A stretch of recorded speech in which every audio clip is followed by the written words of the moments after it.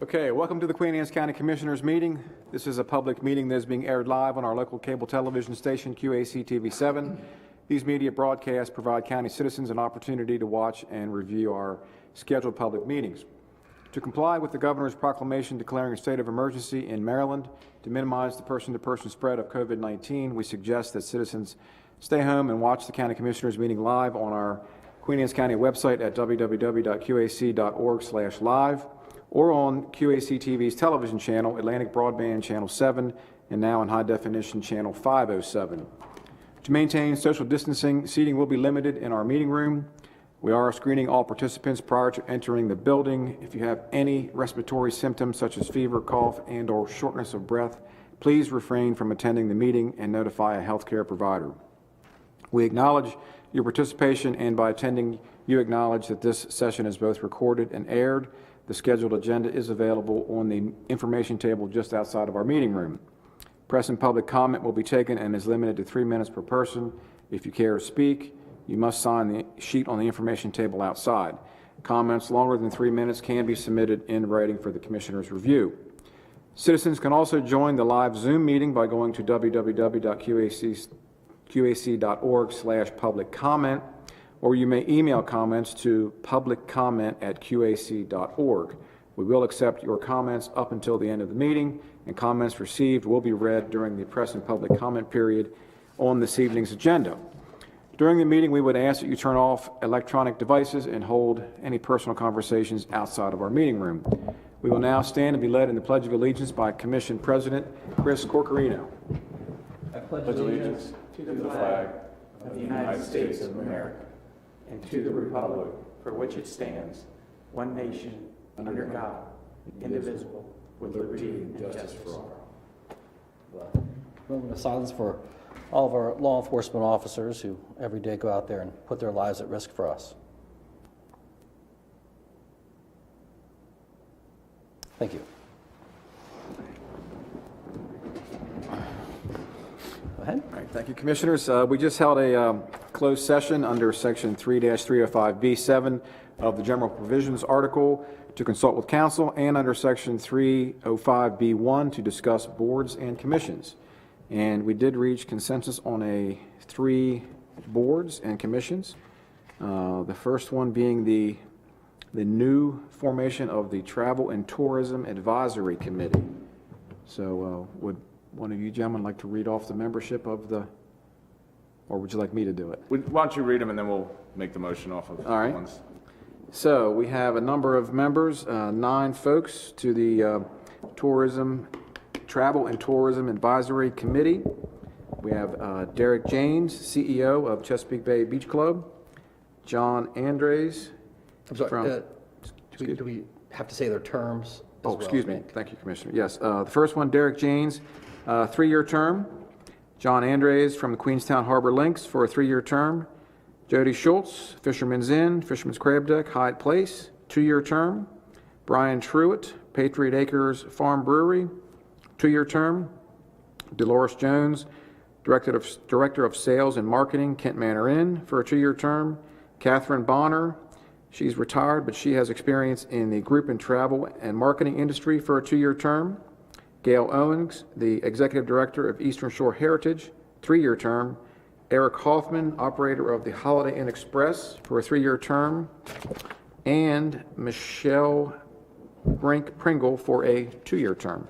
And she's representing the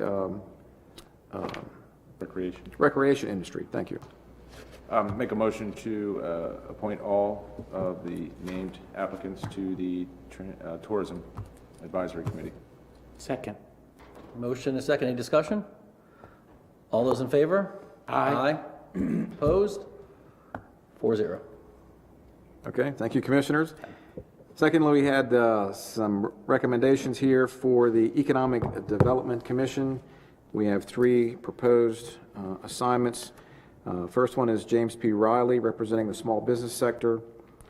Second is Shauna Truitt, representing the agriculture and brewing sector. And the third is Larissa Costello. To represent, I think, finance industry. Representing finance industry, correct. So can I get a motion on that, please? Motion to appoint all the nominees to the Economic Development Commission as named. Second. Got a motion and a second. Any discussion? All those in favor? Aye. Aye. Any opposed? 4-0. All right, thank you, Commissioners, You and want to just announce He's an why he's absent. not here? Yeah, 401. okay. 4-0.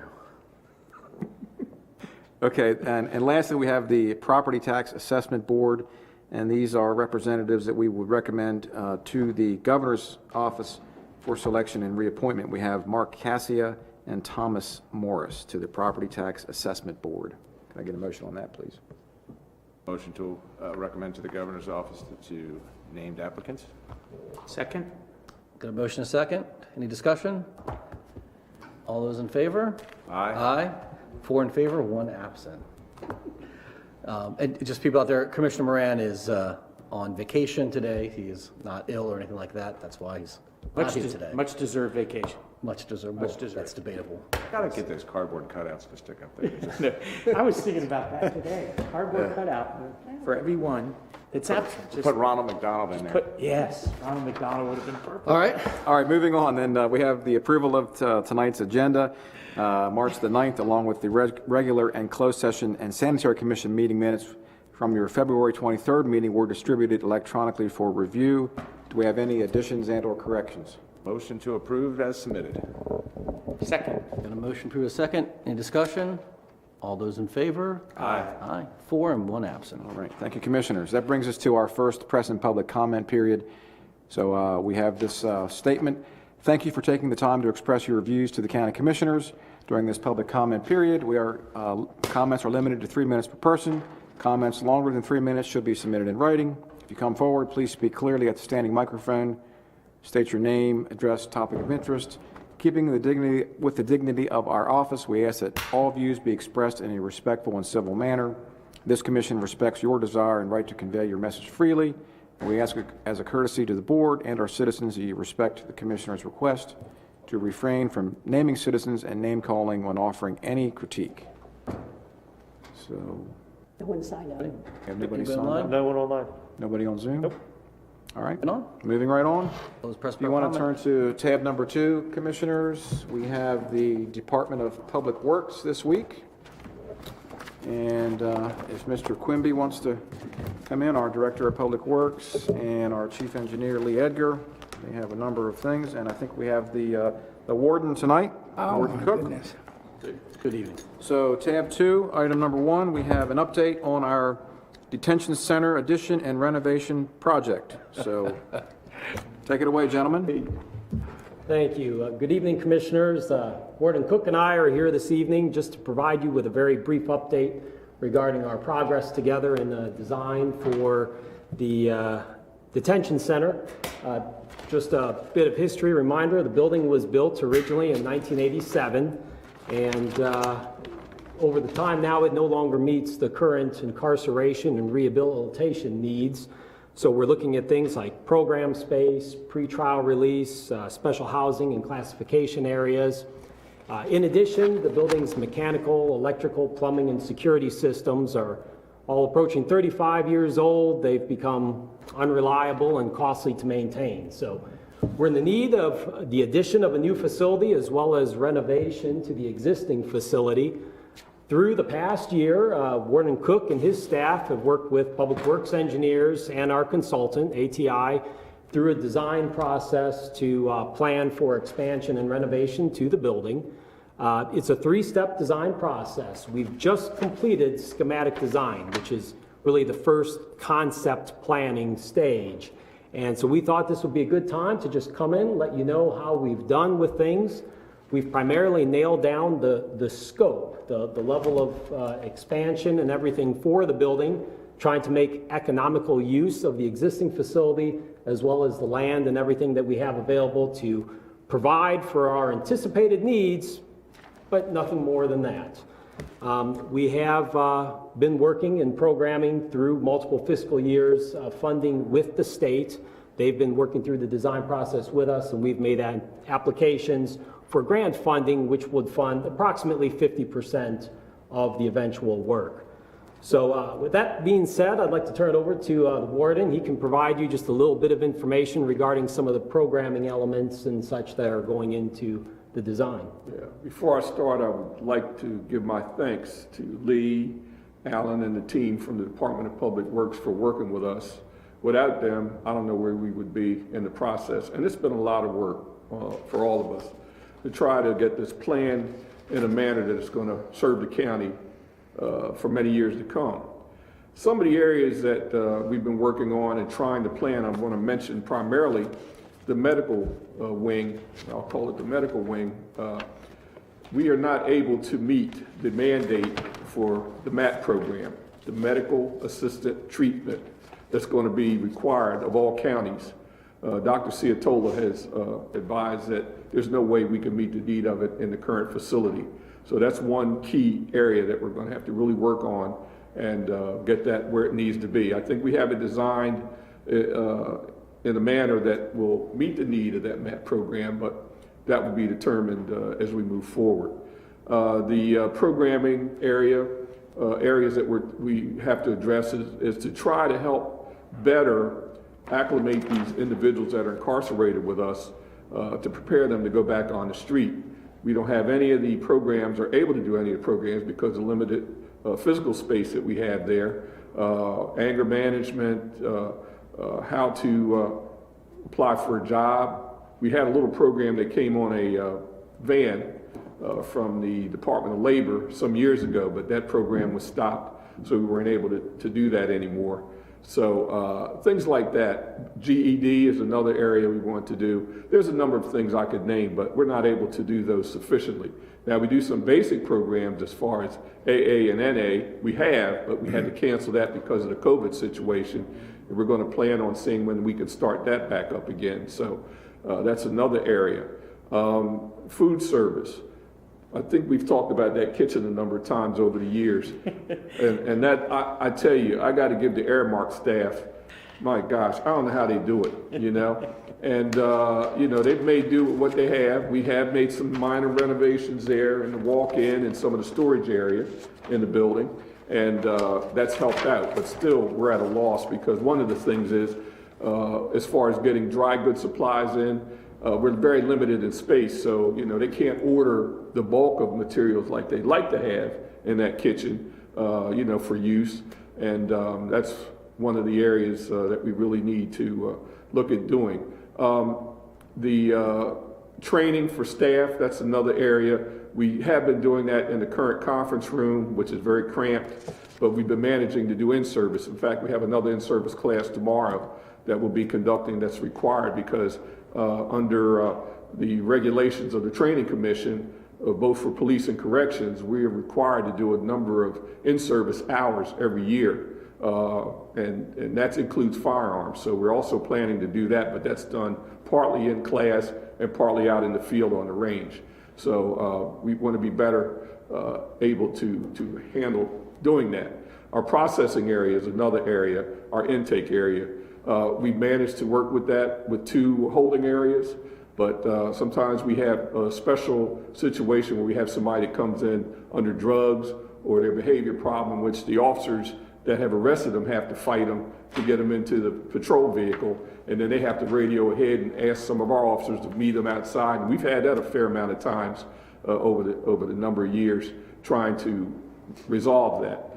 Also trying to handle some of the mental health issues that come up with people, the mental health, those with co-occurring disorders, such as, you know, the drugs create issues for them medically and physically, and trying to handle those are a problem. And I tell you, trying to get some of these people into a hospital, the state hospital, is kind of a long, lengthy process. And I know we've dealt with Judge Cradaville, and he's tried to put his pressure on the healthcare people to get things moving, but he's run into a stone wall. We just had a case not long ago, but several weeks ago, we had a critical person that needed to get in and still needs to get in. We're still holding that individual, and we were held up because of the bureaucracy that's now involved in getting these people committed. So we're there trying to medicate the individual, handle them in a very limited situation. So far, we've been able to do it, but it's not always easy to handle that. But I want to make you aware that our population has jumped inside to the 90s now on the in-house portion of it. That's been a big jump, and the courts haven't started up yet until April, so we're going to see some effect of that as that goes on, you know, when they get back up to, you know, the dropping of the COVID level situations and all that. One of the things that we have done with the other counties, we had a conference call last week, I believe it was on Tuesday.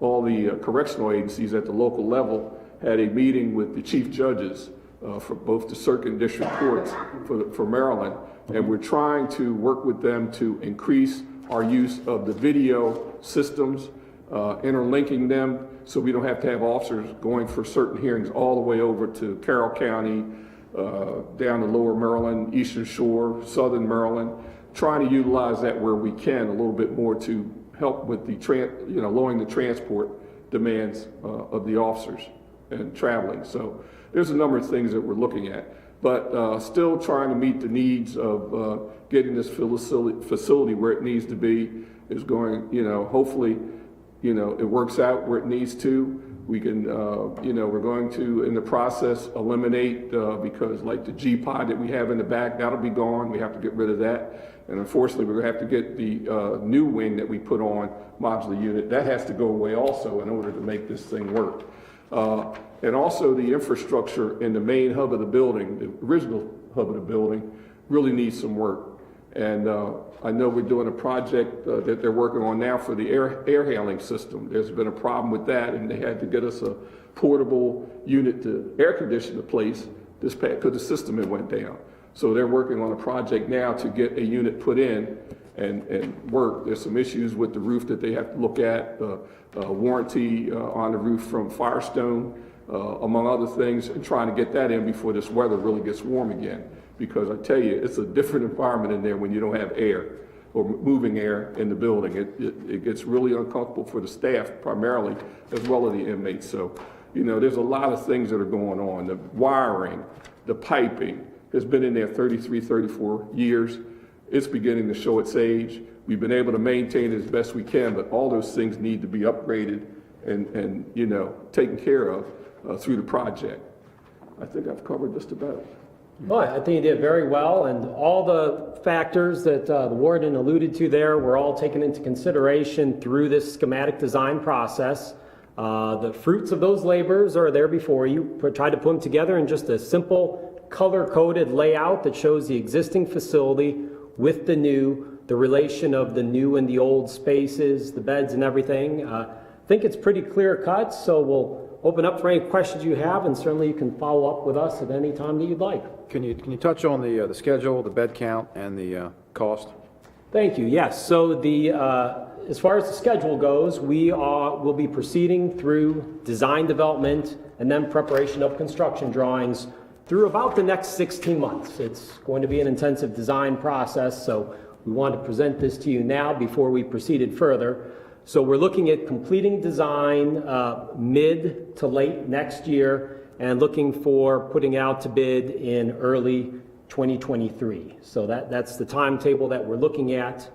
As far as the bed count goes, the layout that you have is helpful in understanding the changes we've made. As the warden alluded, we're preserving the vast majority of the existing facility with the exception of the G-pod, which is that C container, which was modified for housing that needs to go. There's the H&I pod where ultimately we determined even though it's a newer component to the building, it would cost more to bring it up to current standards than to replace it. So the layout that you have there is, what that does is it takes presently the building has 150 beds total, of which 148 are general population.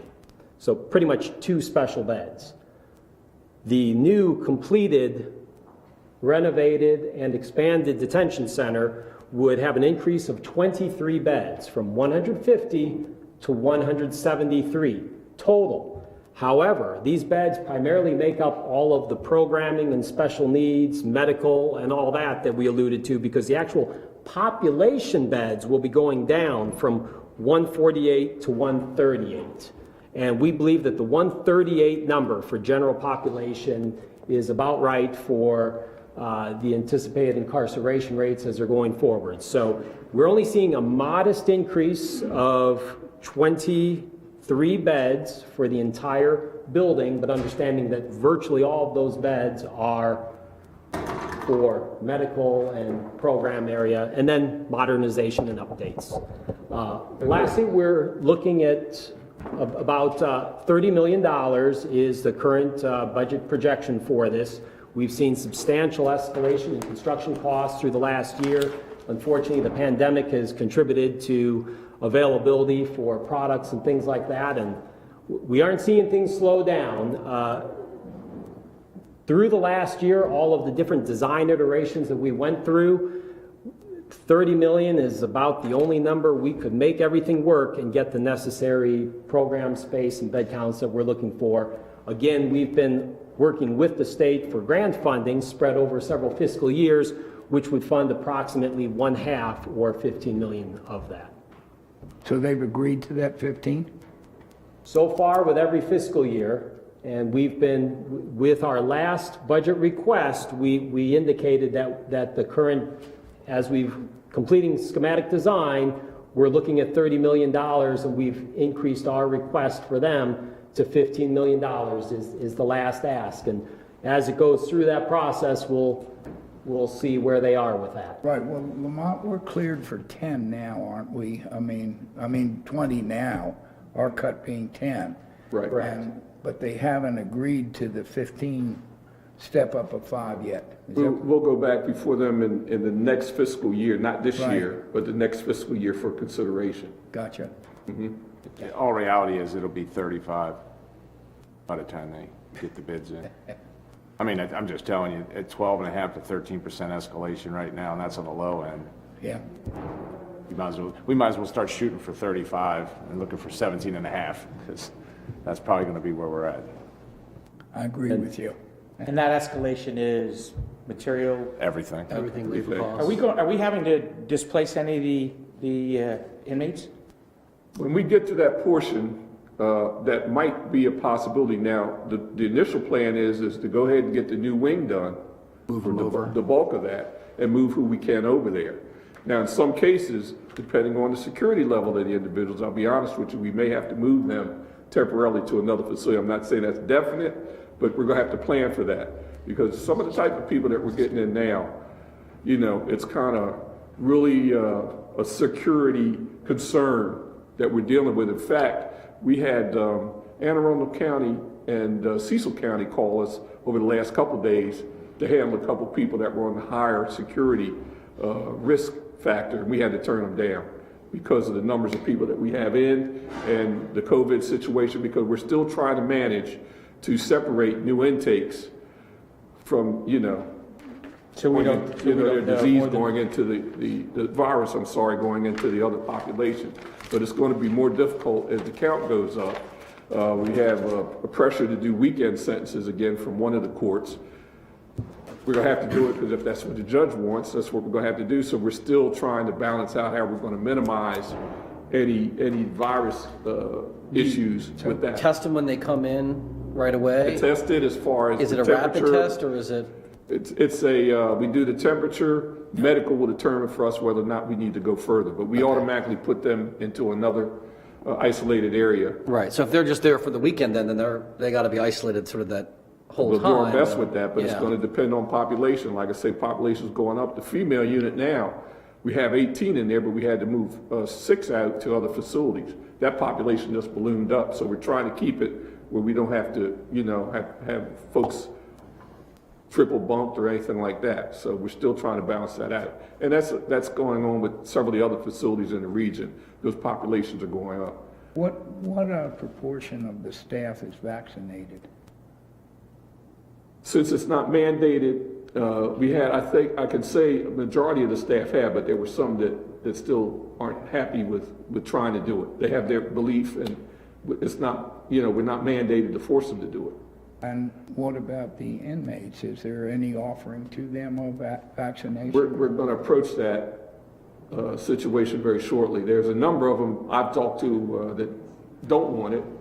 And then the other thing is, you know, when you try to plan to have them, sometimes they get out, the court releases them, or their cases, whatever, and so you know. No, I just wondered whether health had offered them to the inmates. We have talked to some of them about, I won't say some, but the ones that we had there, we have talked to. But we're going to have to plan with the health department on trying to move that forward. Right, but has the health department offered shots to inmates? Not directly, no, we're going to have to work on that. It just hasn't been, you know, it was trying to get staff done, and I know, you know, shots were limited. So we're going to try to work on that next. We have a plan to do that. What's the average, or give me some kind of median number for the average term of incarceration for? Well, that's changed because of this COVID thing. It's, in some cases, it's increased. In some other cases, folks that would have been incarcerated on the pretrial program, and I can tell you on that pretrial program, we've been almost up to 80 people. I think we did reach 80 on that program. And then on the other part of that, we've had some people that didn't work out on that program, and they had to be brought back in, and they had to come back into the facility, you know. So it's just a balancing act. I can tell you, we just met with Dave Dawkins and Wes Crabtree, who we're putting in with Dave to work on that program. And they have been just really, really running with that program and trying to manage it and all. And we're doing some changes in the schedule to help that a little better. Because Wes has had to help in the back sometimes.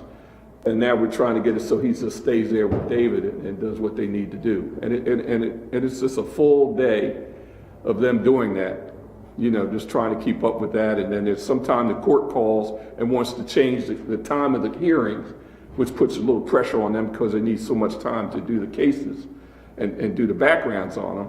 And sometimes that really presses them, you know, tight. And, you know, that's one of the things that we're trying to help them out with. No, I was trying to get some kind of a sense at least of what the average or the median sentence length might be. Oh, 3 months, that 6 months? varies. It's going to vary. I know, but there's- You know, I would say 6 months, 3 months? 3 to 6 months. Right. And that's not counting the people that are having cases that would send them to the state.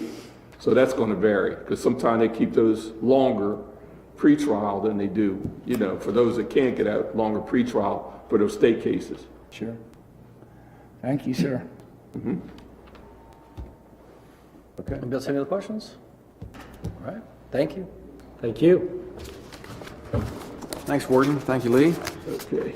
All right, Commissioners, if you want to convene as the Roads Board, we have a few items for the Roads Board tonight. And, Make a motion that we convene as the Roads Board. Second. So if we have Chief Roads Engineer Shane Moore, we have, if you want to flip to item number 2 on page 7, we have a deed of dedication for Meadowbrook Estates, Phase 2. Can we get a motion on that? Move to execute the deed of dedication for Meadowbrook Estates Phase 2. You got a second? Second. Got a motion second. Any discussion on that? No? Okay. All those in favor? Aye. Aye. Any opposed? 4 in favor, All right. 1 on the beach.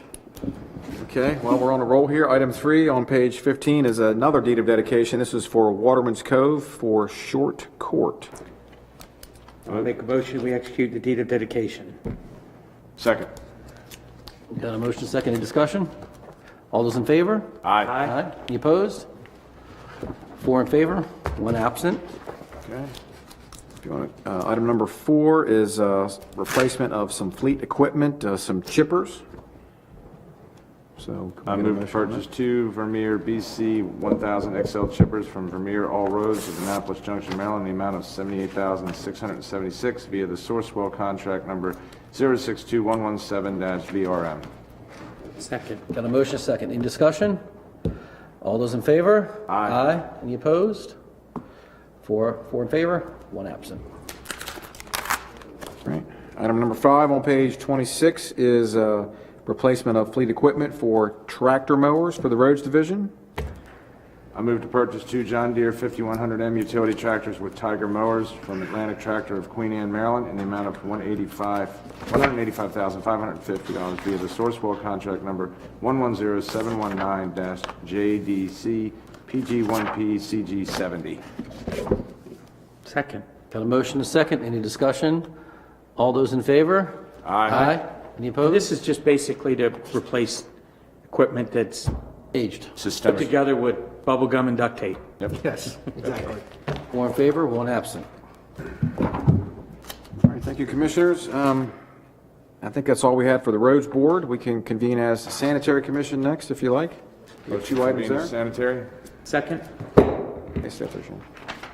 All right, first item is an informational item, Household Hazardous Waste Day. So Shane, you want to present that?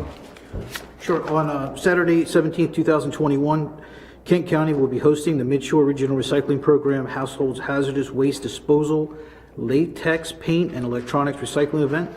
This event will be held at the Nicholson Drop-Off Center at 23750 Larney Nick Road in Chestertown from 8 a.m. to 2 p.m., rain or shine.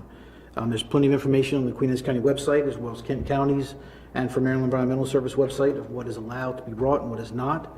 As you may remember, this past October, Queen Anne's County housed the program. It was very successful. It was a record-setting year. Kent County is taking that lead this year with planning for more cars. I think last year we ended up with over 700 and some visitors that day. Wow. So they're going to be planning for 600 this time, and hopefully we'll have another good, successful event. And of that, is it fair to say that we have an equal amount of people coming from the 4 counties, or? Yes, it was a good showing from all 4 counties. Okay. All right. Okay, Any thank questions? All right, thank you, Commissioners. Thank you, Shane. Thank you. Item number 7 is a request for water allocation for the Crab Deck Restaurant on page 33. Can I get a motion on that, Move please? to grant 3,400 gallons per day of water allocation to Schultz Associates LLC to connect their existing restaurant to public water, for which a 10% non-refundable deposit will be required within 30 calendar days. Second? Got a motion, a second. Any discussion? All those in favor? Aye. Aye. Any opposed? 4 in favor, 1 absent. Okay, thank you, gentlemen. Thank you. All right, Commissioners, we are just about back on schedule. If you want to do we have 2 presenters. Do you want to do those next before we do the action items? Yeah. Okay. Next up, we have Dr. Ciatola, Queen Anne's County Health Officer, for his update. So, Dr. Ciatola, the floor is yours. Tab 6. So, been up to anything interesting, Dr. C? Yes, tab 6, item 1, Commissioners. Let's just say. Have it on the screen here as well. Same old, same old. Gift that keeps on giving. This is the 1-year anniversary, right, for the pandemic, I believe? Yeah. Wonderful. Just about 1 year. Yeah. It's about 1 year. Hard to believe. Should have a cake. Well, good evening. Good evening. Well, the good news is the governor opened everything up as of Friday at 5 o'clock in his press conference today. So what did he say? I missed the press So conference. basically, we're going to follow the state's guidelines. Capacity restrictions have been lifted on indoor dining. The issue is still the bars. I mean, there cannot be any standing and food consumption, so, and 6-foot distancing is still required. If you're not sitting down. Masking is still required. If you're not sitting down. Right. Okay. And so 6-foot distancing, family tables, and the tables obviously how the restaurants have. Now, what effect this will really have, it's more on outdoor venues because they've increased the capacity there. So there's no 250 restriction as long as it's 50, if like it's a tent, it'll be 50% of the occupancy of the tent now. So I think this is the beginning of a process where he's trying to allow the businesses to try and really start pushing the product, their activities. And as far as M&T Bank Stadium is concerned, and Oriole Park, he's talking 50% capacity. So for ball games, so I think we're starting to see life returning. We have several large events planned here in April and May, which I think this notice tonight that goes into effect on Friday night at 5 p.m.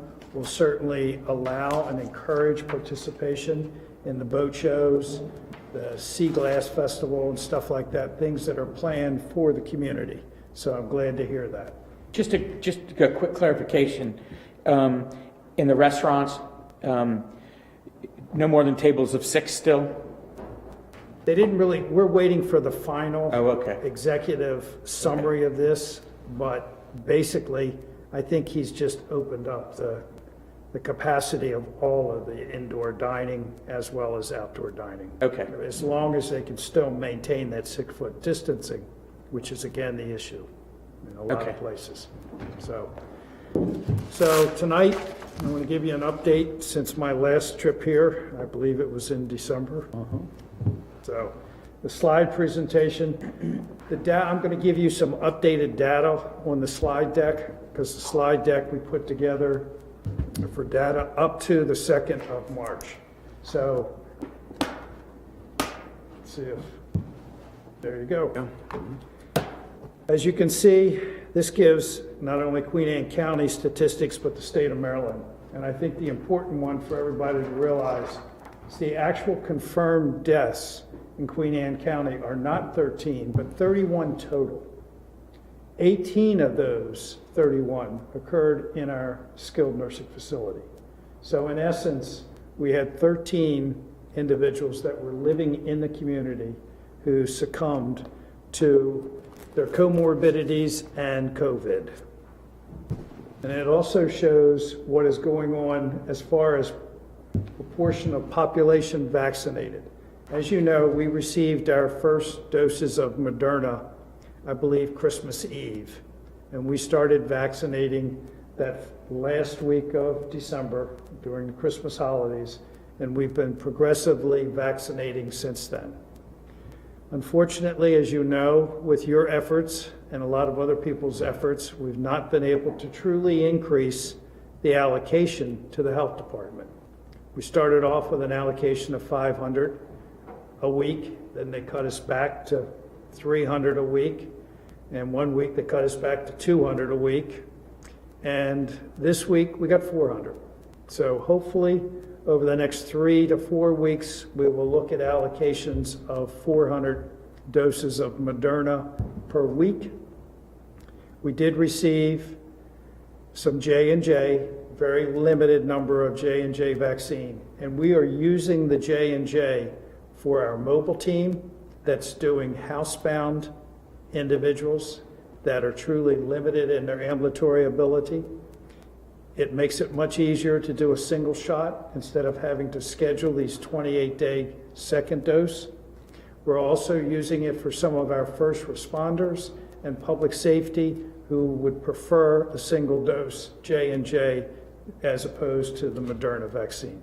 We will probably have all of that allocation done by the end of next week.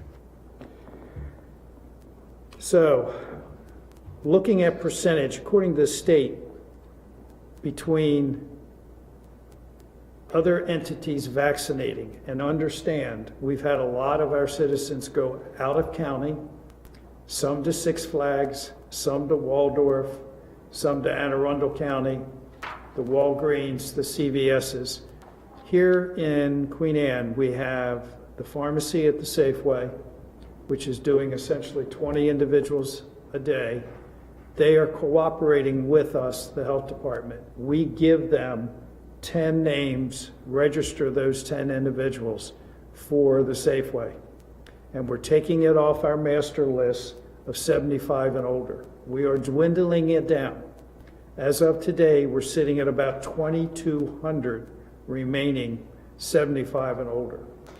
The other entities that working with vaccination in the county is the 2 Walgreens, the one in Chester, the one in Centerville. They will not work with us because they're federally funded with their allocation. So I have no access to refer patients to them, but they are seeing on their own. We don't know how much they're getting. Unfortunately, that data is not shared with the local health departments. The state has that data.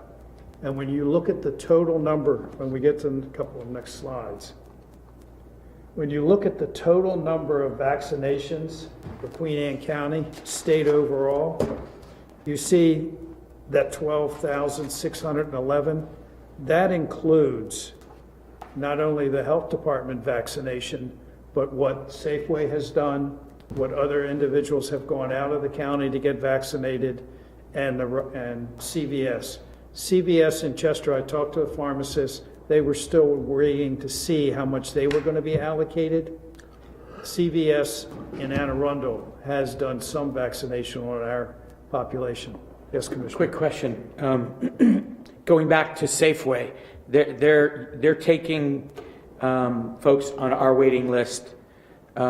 We are referring specific individuals from our waiting list to those 10 appointments per day. Okay, and where's the vaccine for the Safeway injections coming from? It's a state allocation Okay. to them. Okay, so it's not coming from our coffers. It did not come out of ours. Okay, good. So they're working with us with doses that weren't even dedicated. The to state helped us with that part. so Outstanding. Yeah. Thank you, Safeway. We got that. Well, thank the pharmacy department, Safeway. Andrea, the pharmacist, was very helpful in getting this set up and working with us. I've adjusted the numbers on the next column, and this is specifically Queen Anne County Department of Health totals. As you see, initially you had 8,262 total. Well, we vaccinated 600 and some people yesterday, both first and second dose. And as of now, we have 8,344 total. 4,899 first doses have been administered, and 3,445 second dose. Okay? As you can see, we started off slow in December, started to ramp up in January, and we ramped up pretty good in February. And depending on how much allocation we get, I hope to double what we did in February. This gives you a breakdown of what we're doing weekly. And this Friday, we have another first dose clinic at Count Island Fire Department. 600 doses have been allocated for that clinic, and it is already filled. Now, we have a standby list. And the way we have a standby list, that little 10-dose vial really has 11 or 12 doses. You got to be kind of skimpy to get it, but we're getting it. And that can add an additional 50 or 60 people from that clinic that we start making the calls to the standby list, which we've taken off our wish list, and call them the day before, and then have them start coming in around 10 o'clock. The clinic is running from 9 to 3, but we'll start bringing in additional first dose people from the standby list, knowing that we have drawn extra vaccine from what we've brought to the clinic. When we finish that clinic, I would suspect that we probably will have vaccinated additional 50 people that weren't on the list. And that's what we've been able to do with every clinic we've been running. Doc, real quick, as far as vaccinations and what we're allocated weekly, are we still peeling vaccinations off to educators? Yes. Okay. And matter of fact, the educators are some of the priority list on the standby. We call the principals and say, we got 10 more doses, send us 10 teachers or 10 staff. And I would say that without looking at the HR department of the Board of Ed, I don't know exactly how many. I think we're close to 70% of those that wanted the vaccine, but like everything else in life, now more people want the vaccine when they've seen that their friends, neighbors have not had any major growth additions or loss of hair. Right. Starts like This that. was pre-vaccine. Now, gives you a pretty good breakdown on age. We've done over 2,000 of our 75 and older. but we still have about additional 2,000 more to go. And I would hope within the next week and a half to 2 weeks to be able to move into our 65 and older. We are hitting some that are in that 65 and even 60 if they have a specific medical condition that makes them higher risk. I've kind of prioritized those.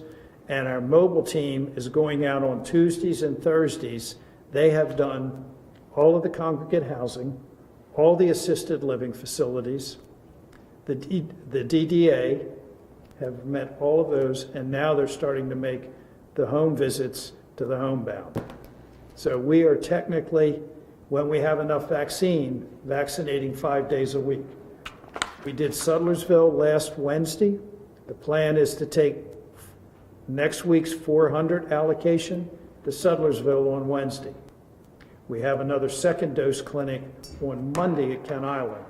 But with the fact that I'm only getting 400, and there's no sense in splitting these appointments and these vaccine clinics to small numbers like under 200, makes no logical sense from a logistics standpoint. We're vaccinating, as we did Monday, about 650 people between 9 and 2, with about 14 to 16 staff members. We have 6 vaccinators, we have a vaccine prepper, we have admin staff doing the registration, IT staff. So this is a fairly large contingent that we're moving to do all this. And I certainly would like to thank Kent Island Volunteer Fire Department and Sudlersville Volunteer Fire Department for letting us use their halls.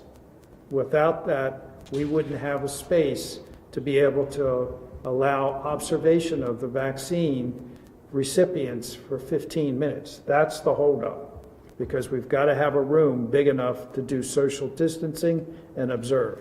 And to this point, knock on wood, we've had no adverse reactions at all. This slide gives you essentially what we're looking at total in Queen Anne residents. Now, obviously, people have been coming to us. The links were shared with family members, co-workers. So, but you can see that we're pretty much now sticking pretty close to residents of Queen Anne County.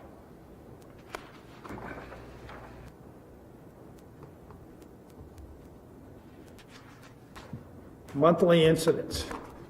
The numbers that the governor repeated today, the 7% positivity rate statewide was 3.4%.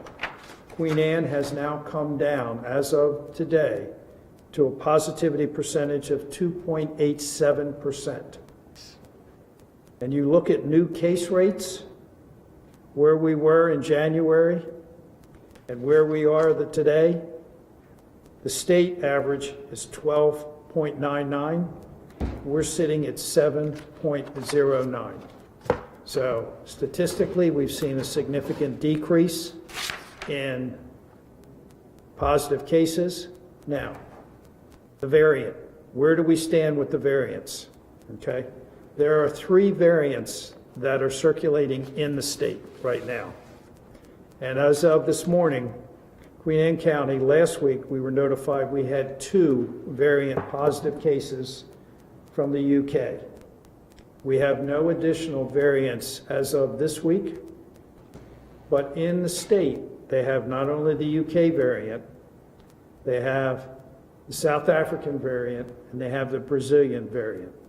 So far at this point in time, we've not seen any significant increase in severity of positive cases requiring significant hospitalization, or even those individuals that had been vaccinated and then became ill. The 2 individuals that we have became ill less than 2 weeks after their second shot. So they were really not covered by immunity because of the fact that they didn't have that 2 to 4 week period of time from their first shot. So all of the testing that we're doing, and we're still doing our drive-through testing on Tuesdays at the health department. Chesapeake College is still doing testing on Mondays with Sure Health. And we're averaging now anywhere from 115 to 120 to 150 people. So we've seen the testing volume significantly decrease, and most of that testing was due to people who thought they had been exposed or who had traveled out of state and needed a negative test before they could go back to work or activities. And I think now with the change and the lifting of the travel restriction for out-of-state travel, we may see also a decrease in testing. But as I said, and you look at the age group where the percentage of the cases are, the majority is in our middle age group. It's in that 25 to 55 that is the predominance of the cases that we've experienced. And you attribute that mostly because that group is not staying home? No, they're working. Let's just Or say. they're working?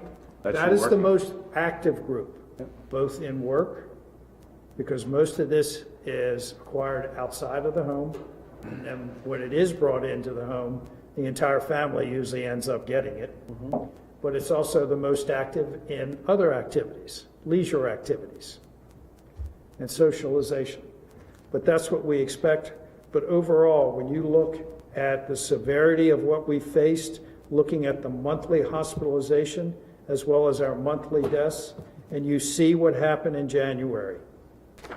We had 6 deaths in January. But when you think about the fact that total, we had 13 community deaths, I think that Queen Anne County has fared extremely well due to the diligence of our citizens with distancing, staying away from large gatherings, facial coverings, and really being mindful of protecting our senior population. So before you leap away from my favorite chart there, hospitalizations, nationally, hospitalizations have gone down from about 95,000 in the country to 44,300 or something like that, which is to say that in 2 months, it's declined by 50% or more. Our hospitalizations here were tending to run about 8. We were holding about steady at 8 for a good bit. What have we got sitting out there now? 6. So that's a little bit less.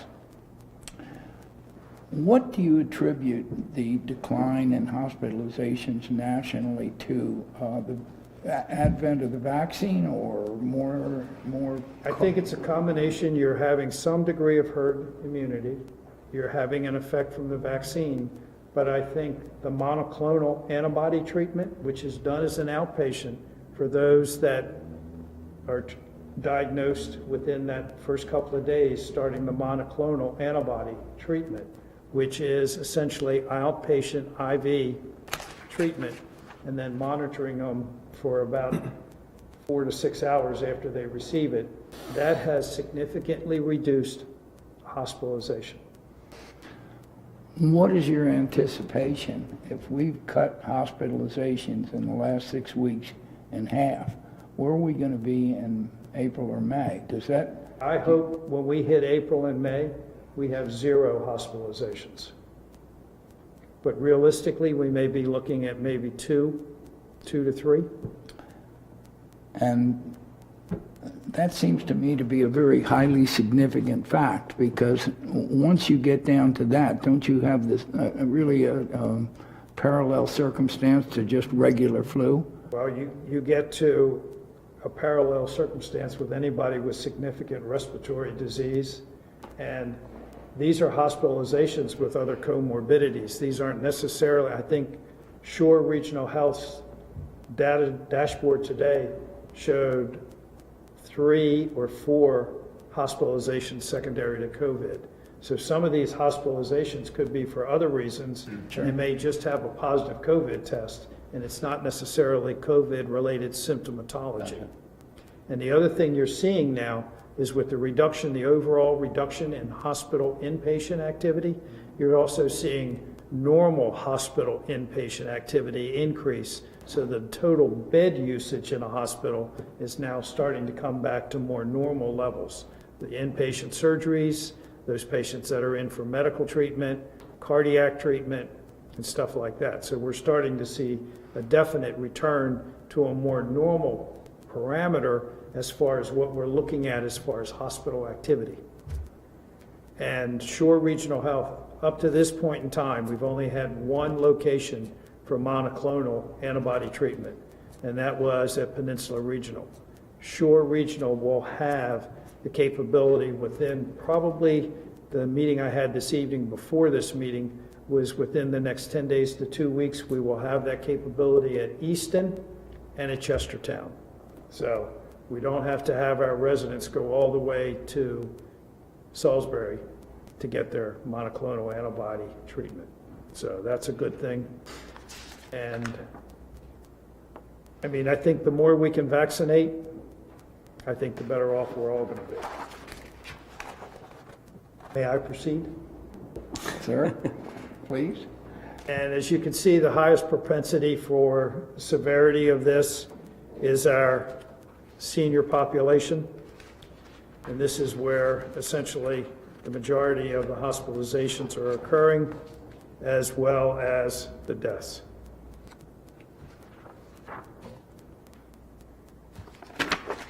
This is a pretty good breakdown of age group and total cases.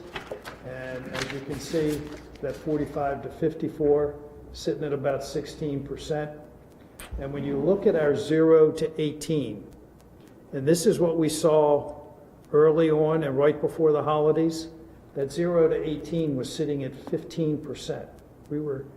That's our child care, young infants, and school age. But since that time, watching our positivity rate for that age group has taken a significant drop to, I think, at this point in time, in that 2 to 3% rate. So hopefully spring break will not cause a significant uptick in all of this, but we'll keep an eye on it as we go through this. And I'm glad to see that schools are back and back with the hybrid, the AABB. And before we take any further steps with the schools, I would certainly recommend we see how we do with this process before we tender any consideration for going into full return to class. See how the environment is over the next month. So that's it for me. Thank you. Questions? I don't have a question because I talk to you all the time, get lots of information, but I do, every chance I get, want to let the public know what an amazing job you guys are doing. And the complaints that I hear out there, they're not a reflection on the work that you guys are doing. It's just a matter of supply for vaccines.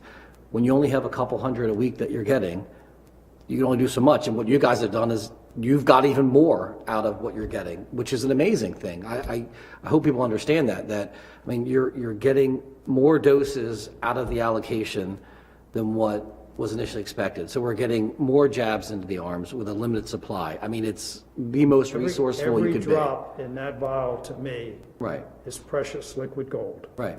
I mean, when we say nothing gets wasted, I mean, literally, nothing is getting wasted. And that's a tremendous benefit to the citizens of Queen County. So thank you.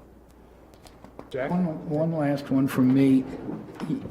Our clinics that we're putting out are staffed with what, nurses from health, or who's mainly there? What I want to know is, the reason I'm asking that, is that something that is going to deplete any department we have, like EMS, over time?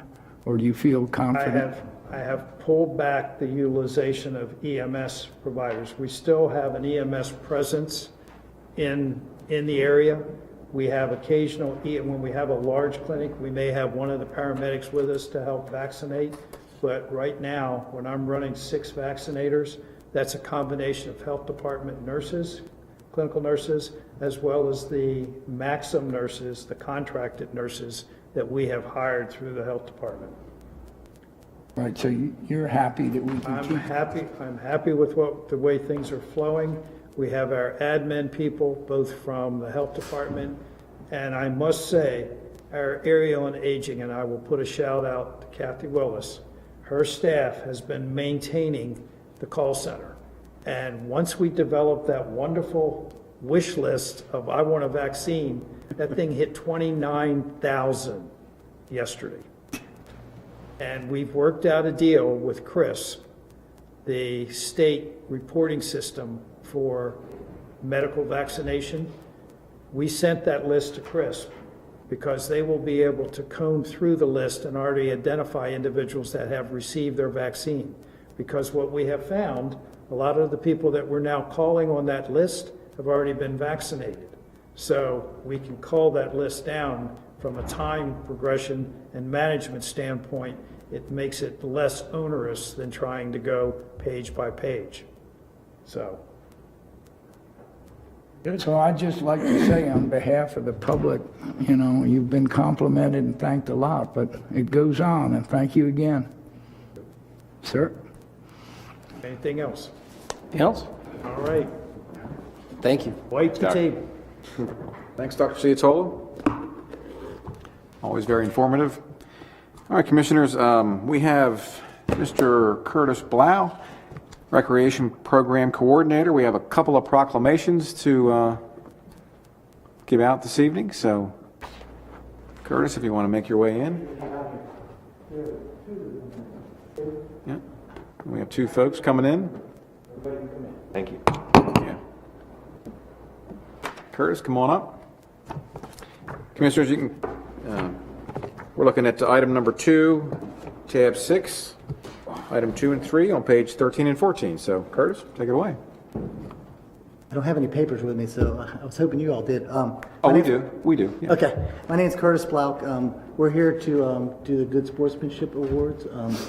Maryland has made the proclamation for good sports for the state for the month of March of 2021. And I have a player and a coach here to introduce. I don't know which one you want to do first, but... You want to do the proclamations next? Sure. Yeah, all right. Sure.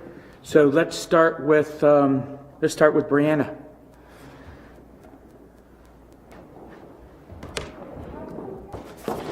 Brianna, how are you? Congratulations. Thank you. I have a proclamation to read. Designation of March as Good Sportsmanship Month. Whereas Queen Anne's County recognizes the sports are a major social force that influences American culture and families in Queen Anne's County. And whereas being involved in sports, whether it's a coach, a player, a fan, a referee, or an umpire, I just threw that in.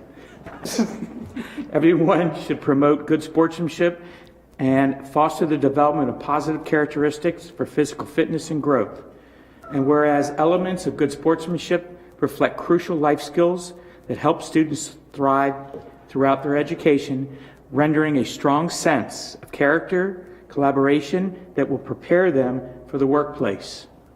And whereas sportsmanship can combat bullying and promote inclusion by providing a safe and healthy environment where players value respect, fairness, integrity, responsibility, and perseverance. And whereas fostering a commitment to these qualities on the playing field can prevent harassment and reduce incident and concussions and other injuries. And whereas the state of Maryland has designated March as Good Sportsmanship Month, and whereas during Good Sportsmanship Month we recognize Brianna Risk as a player who has met the criteria of a good sports player through her leadership, attitude, community service, fair play, and her dedication, commitment, and respect to the team, coaches, and officials. Her father is an official.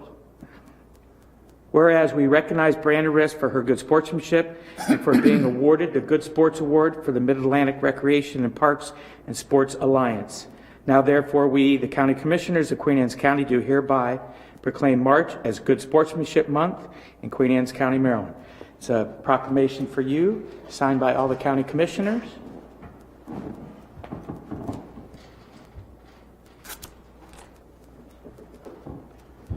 You can come up and get this, Brianna. And I think probably your father wants to take a photograph. Congratulations. Turn around and face your dad. There you go. That's a Queen Anne's County Challenge coin. Thank you. Good job, kiddo. Good job.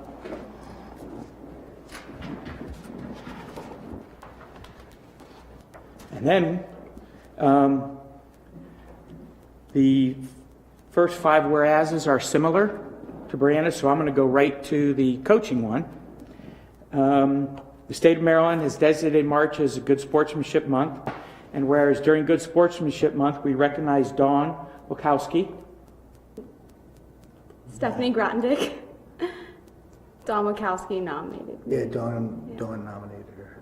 okay. We'll get you a corrected one. All right, we'll make the corrections as coach who has met the criteria of good sportsmanship. So I apologize. What is your name? Stephanie Grottendick.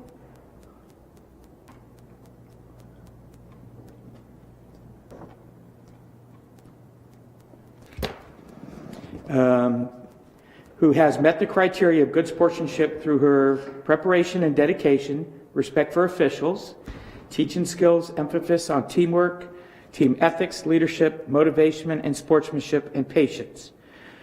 Whereas we recognize Stephanie for her good sportsmanship and for being awarded the Good Sports Coach Award for the Mid-Atlantic Recreation and Parks Sports Alliance.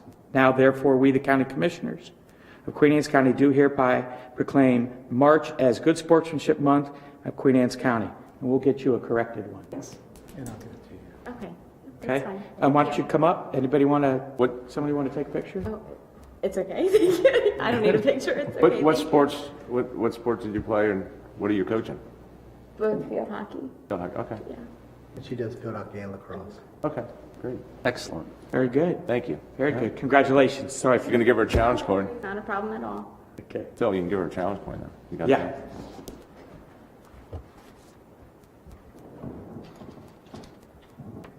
There you go. Thank you. Thank you. Thank you. Thank you. All right. All right. Thank you very Congratulations. much. Thanks for coming in tonight. Thank you all. All right, Commissioners, that's all of our presentations for this evening. We do have a few action items to take care of this evening. So if you want to flip back to tab number 3. First, we have a proclamation for character counts, pillar of the month, responsibility.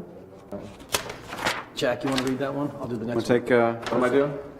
Do I have it? Responsibility. Where, I don't have the hard copy, but it's in the... Right in the book. I'm sorry. yeah, tab 3, item 1, page 1. There we go. Alrighty then. Pillar of the month is responsibility. Whereas Queen Anne's County is a character counts community, and this month we celebrate the character pillar of responsibility.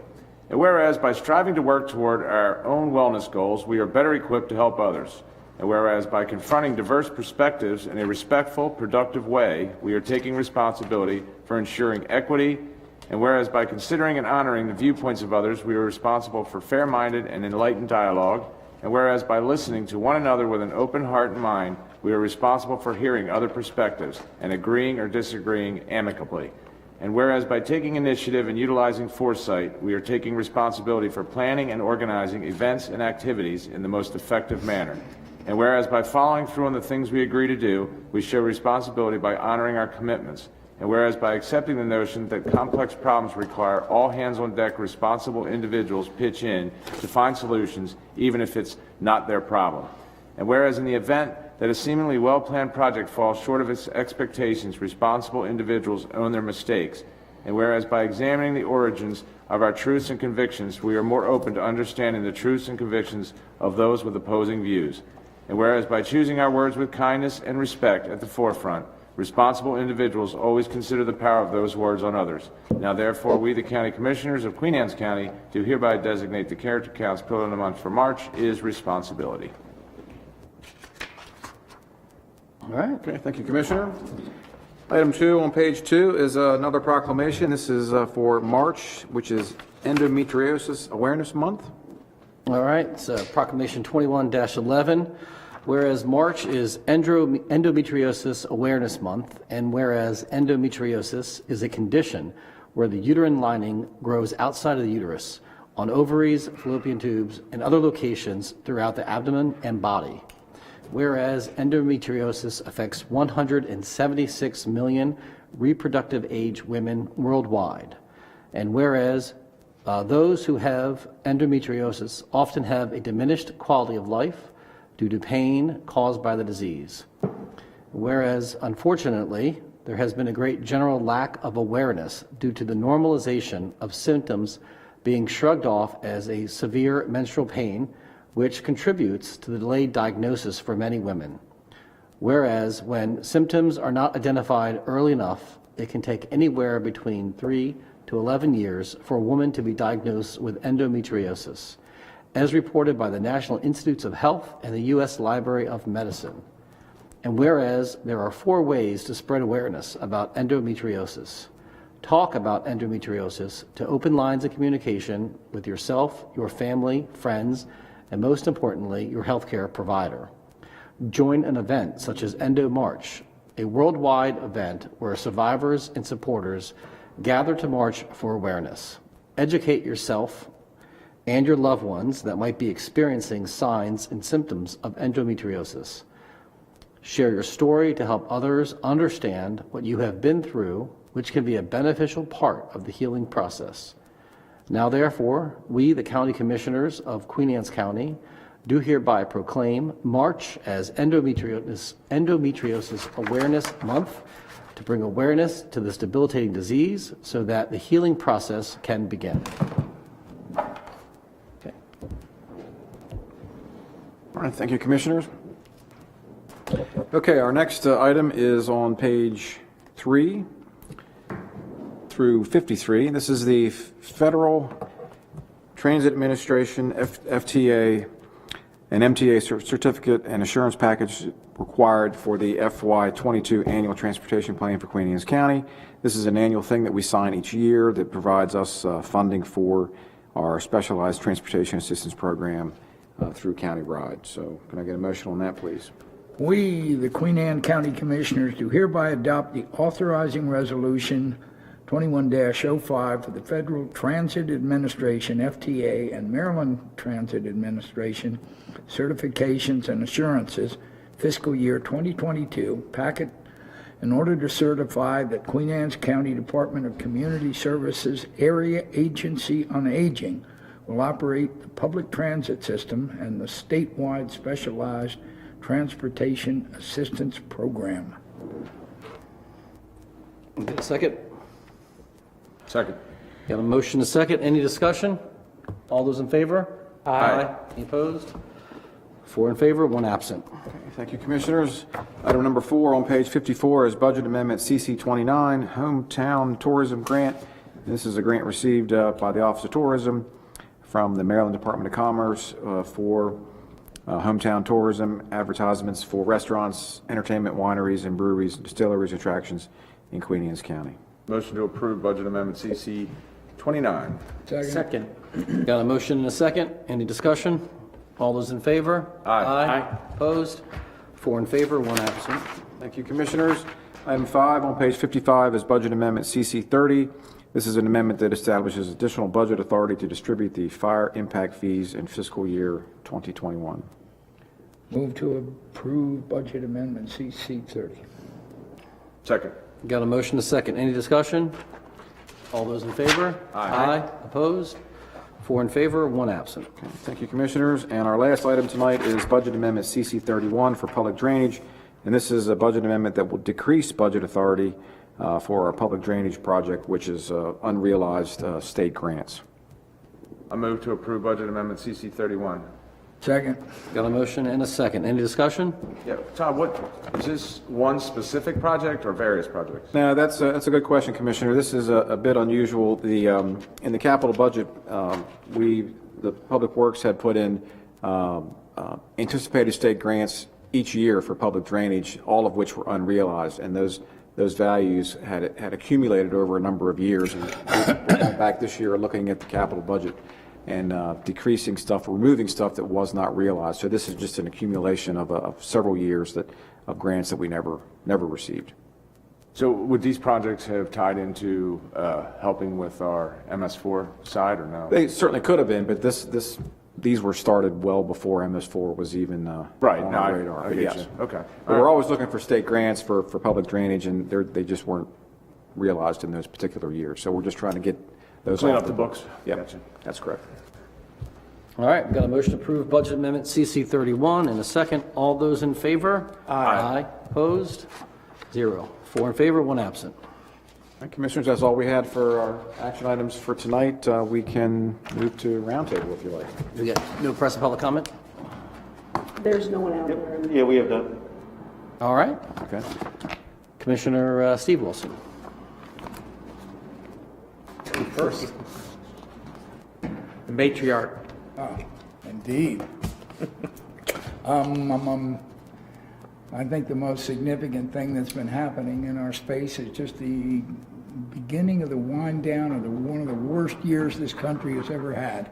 And I'm delighted to see it moving downhill. And I think this hospitalization rate thing that I brought up before is the key to the whole thing, because hospitalizations in the United States have dropped by 50% in 6 weeks. And if that trend continues into May, it's going to reduce the hospitalization and death rate in this country to something very little more than common flu or colds. And I think that's a super critical point and a cause that should be of great optimism in the United States, because I think things are actually getting better around here. So I'm quite happy about the direction the country's headed in right now. So that's it. Okay. Commissioner Dumino?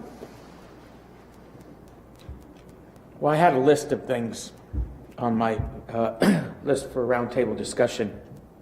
I'm going to eliminate a couple of them. One issue, and I'm not sure really what we can do as commissioners or what our staff can do, but I know my fellow commissioners and I have received a tremendous amount of emails and phone calls regarding these excessive Delmarva power bills. I think to say we've received 100 or 200 or 300 would be a mistake. It's a lot more than that. Know that to a certain level, our staff and our county administrator have been working with the folks at Delmarva Power, trying to figure out why we're having these exorbitant and these sometimes triple amount of electric bills that people are having to deal with financially. I don't know what we can do as a body to address this with Delmarva. Perhaps maybe just a letter signed by my fellow commissioners, asking that they, look closely and delve into any possibilities as to why these folks are receiving these crazy electric bills. Then the other thing is, I know that prior to the commissioners meeting, 2 of our county commissioners met with the Board of Ed. There's some concerns that parents have shared with when they can expect their children will be heading back to school, at least for full days, a couple days a week. We've been assured that the Board of Ed and Dr. Ken and her staff are working on that, and we hope that in the next few weeks we'll have some more information regarding that. That's all I have. Okay. Thank you. I'd like to make one remark on the electric bills, which is that when you saw or heard about the situation in Texas blowing up like it did, one of the problems they had were variable rate bills, which meant that during periods of high demand, the actual amount that customers were being charged got moved up a lot because the power companies were buying more expensive electricity and passing that through. And I specifically called up our Department of Public Works and asked if we had any variable rate plans in the system, and was told we did not, so that it would seem like what this is mainly is a question of usage, not, an accelerated rate as a result of, something, plans that people didn't understand what the impact of it would be during times like that when the rates, because states buy and districts buy power from each other, and they can charge all kinds of different numbers, and then that gets passed through to to the individual customers, but I'm told that in this county, we do not have that now, for what that's worth. Sir, you know more about electric than anyone else. Why don't you remark on this? Again, I have had folks share with me where their usage during the daytime is on a graph is minimal, where the kids are online, they're virtual learning, mom and dad or both, or one are working from home on their computers. There's electricity on. They're going about their daily lives. At night, they drop their thermostat to 68 degrees. They put on sweatpants and hoodies. They turn all the lights off in the house and they go to bed. And yet, their electric bills are showing huge spikes in that time period where there's nothing being used in the middle of the night. So, again, we can't dictate to them what they have to do, obviously, but I think that some show of concern from my fellow commissioners in this county, perhaps a letter, like I said, to them to say, look, you know what, there's some anomalies here that we would like to see you guys really look into on a more personal basis. I don't know what else we can do, but it's too alarming. There's just too many cases where these anomalies are popping up, and it just does not make sense. Yeah, well, I mean, we wouldn't have been calling them and trying to find out about variable rates if we weren't concerned, but, I mean, this is a real mystery. Sir? Thank you. Commissioner Wilson? So the authority on that will be the Public Service Commission, and I encourage anybody out there who does not like their bill or stands in judgment of their bill, whether they did it or not.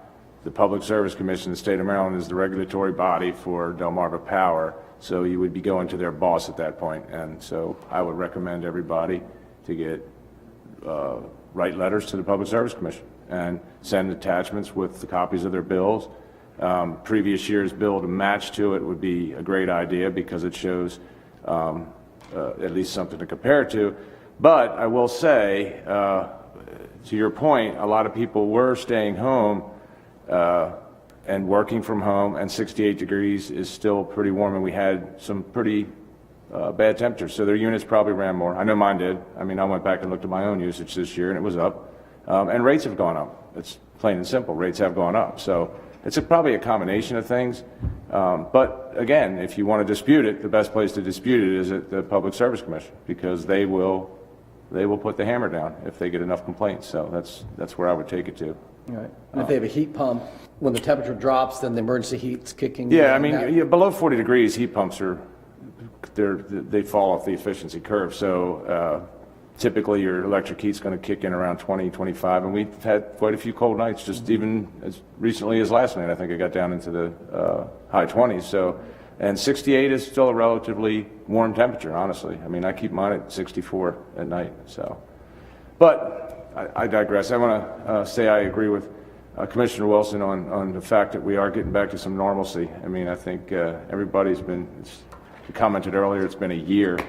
So just imagine taking 1 year out of your life at any other point in your life and how your life might be different, you know what I mean? So I think we all represent that. Our lives are definitely different than they were a year ago when we were sitting here. So Godspeed moving forward, and hopefully we by May, June, we'll be having crab feasts and volunteer fire barbecues and bull roasts, and the waterfront will be fun and the beaches will be full, and we can all get back to what we were used to here in Queen Anne's County. So thank you.